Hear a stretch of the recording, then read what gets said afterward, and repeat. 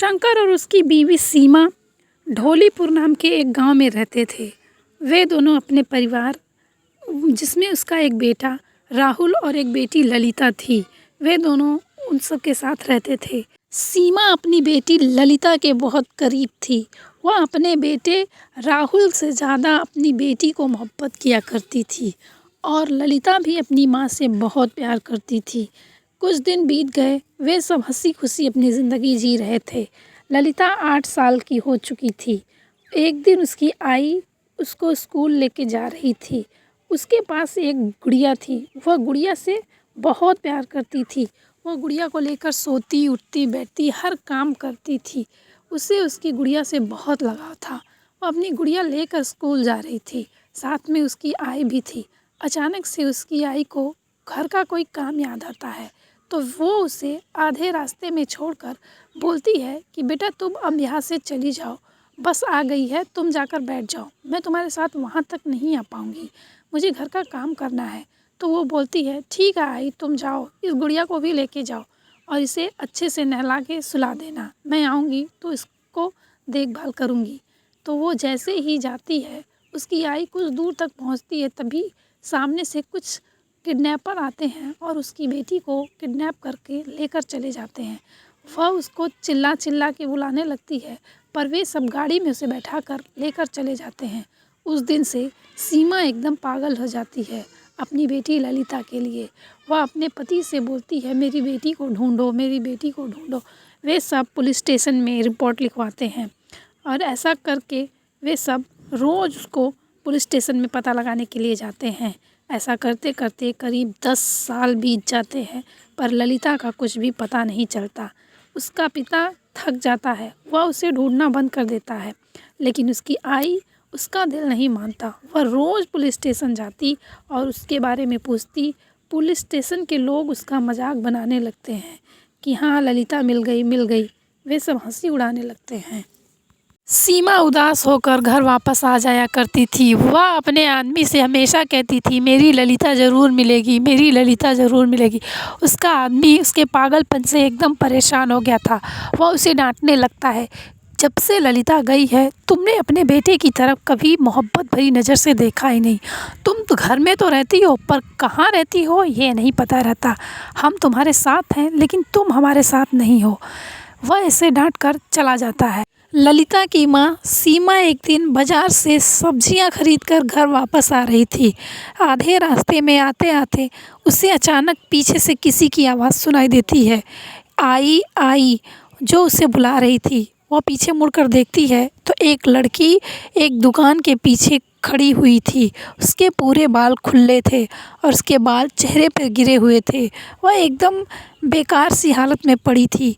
वह उसके पास जाती है तो वह उसे आई कहकर बुलाती है, ललिता ललिता। सीमा बोलती है तुम ललिता हो? वह उसे देखकर एकदम खुश हो जाती है।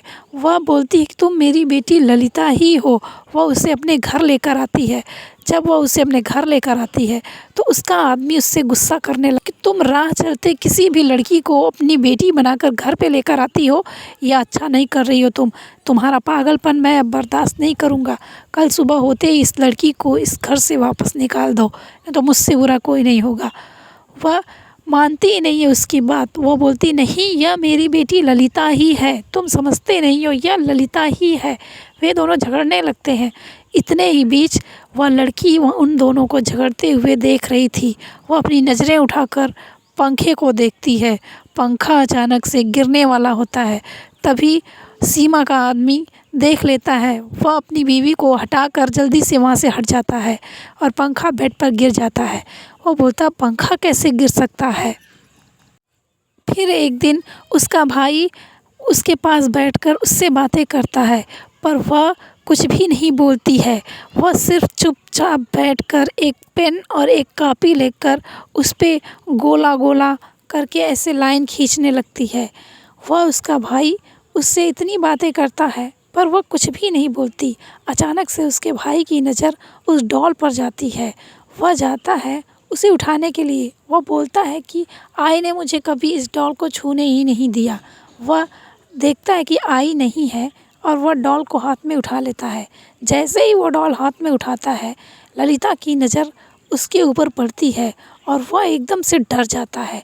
वह पीछे मुड़कर देखता है तो वह एकदम चुड़ैल की शक्ल में बैठी रहती है। वह डर के चिल्लाने लगता है। फिर उसकी आई दौड़ कर आती है। वह बोलती क्या हुआ क्या हुआ, तो वो एकदम काँपने लगता है। वह उससे वहाँ से लेकर चली जाती है। फिर एक दिन रात को पुलिस स्टेशन से एक आदमी आता है। वह उसके घर का बेल बजाता है। आधी रात का समय था। वह आकर बोलता है कि तुम्हारी बेटी के बारे में कुछ पता चला है। तो वे सब बोलते हैं क्या हुआ, क्या पता चला है। तो वह पुलिस बताता है कि वे सब किडनैपर्स यही काम करते थे, छोटी लड़कियों को किडनैप करके उन्हें बड़ी होने पर बेच देते थे। और आपकी बेटी उनके चंगुल से एक दिन भागने की कोशिश कर रही थी और उन्होंने उसे पकड़ लिया और उसे इतना पीटा कि वह मर गई। तो उसकी बीवी रोने लगती है कि नहीं, मेरी बेटी ज़िंदा है और वह यहीं पर है। वह उसके पीछे जाने लगती है। तो पुलिस की बात सुनकर सीमा का आदमी बोलता है कि आप सच बोल रहे हैं। तो वह उसे उनकी तस्वीर दिखाने लगता है। ये आपकी बेटी ललिता के 2 महीने पहले की तस्वीर है। जैसे ही वह उस फ़ोटो को देखता है वह बोलता है यह मेरी बेटी ललिता है, ये तो वही लड़की है जो हमारे घर में रहती है। वो सच में हमारी बेटी ललिता ही है और वह अब इस दुनिया में नहीं है। मुझे लगता है वह अपनी आई को लेने आई है, हमें उसे बचाना होगा। वे सब दौड़ के जाते हैं और वे देखते हैं कि वह सच में अपनी आई को अपने साथ लेकर जा रही थी। वे सब जाकर उसे बचा लेते हैं और उसे सारी बात समझा देते हैं। फिर वह ललिता भी वहाँ से चली जाती है। इस तरह कहानी ख़त्म हो जाती है। अच्छी लगी लाइक, कमेंट और सब्सक्राइब कीजिएगा।